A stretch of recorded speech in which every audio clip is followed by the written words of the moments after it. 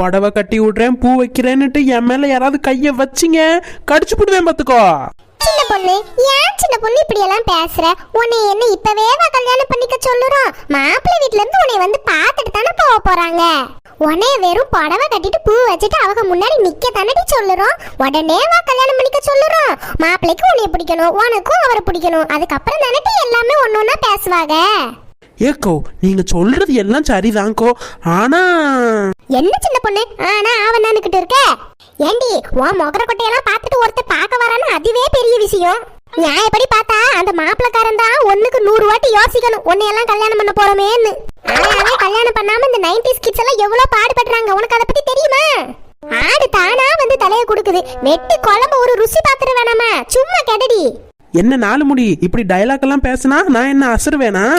நீ எதுக்கு பேசுறேன்னு எனக்கு மட்டும் தானடி தெரியும்.